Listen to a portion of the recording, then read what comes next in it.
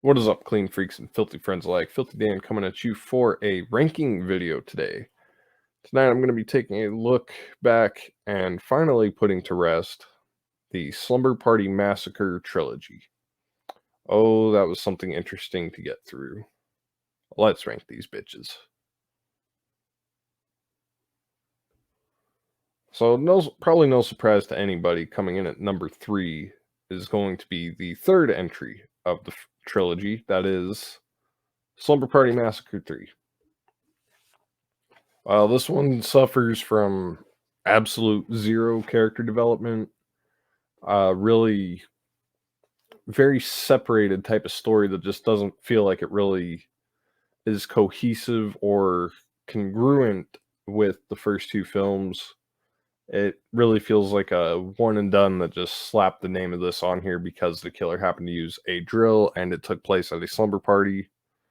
But I did appreciate the more grounded approach that they returned to for this one. It was a little more realistic, but it would go on to really help make me appreciate number 2 entry, which is Slumber Party Massacre 2. Now, I know when I reviewed that one, I pretty much tore it a new asshole, gave it a pretty scathing review, if you will, and I don't know, since I've reviewed it, it's come to grow on me just a little bit. It's when I'm thinking of the films, it's really the one that comes to mind the most. If I'm just doing something and a scene from any of these movies comes in my head, it's going to be from Slumber Party Massacre 2, which yeah, I got to be honest, is starting to grow on me, but it's still it's still a really interesting film that makes you scratch your head and say, "What?"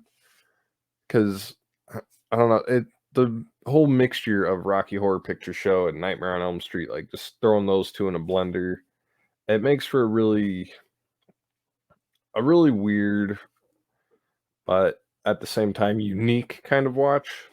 So Slumber Party Massacre Part 2 in at second place, which through process of elimination puts the original at number 1.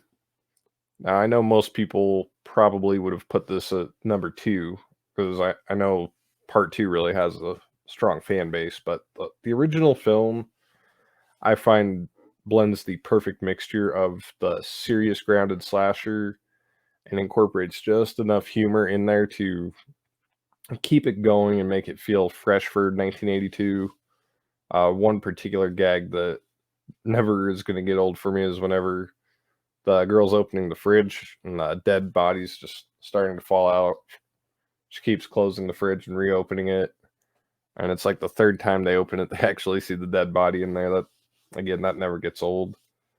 But again, it's the perfect blend of the serious slasher and a little bit of tongue-in-cheek humor. It can kind of poke fun at itself without it doesn't take itself too seriously, but it doesn't go overboard silly like the second one did. Um, yeah, Slumber Party Massacre Part 1 wins number 1 just because it's blended properly. So again, got number 3 in third place, number 2 in second place, and number 1 in first place. Very basic ranking there for sure. Just kind of goes in descending order or ascending order, depending on how you're looking at it. Worst to best, best to worst. But yeah, worst to best, 3, 2, 1. Uh, very simple, cut dry. It was an enjoyable enough trilogy, minus the third film. The third one is certainly an abysmal piece of shit, but I had to reach out for it, check it out, and it did nothing for me. Again, the second one, didn't like it the first time around, but I've come to appreciate it, and the first one is certainly the classic of the trio.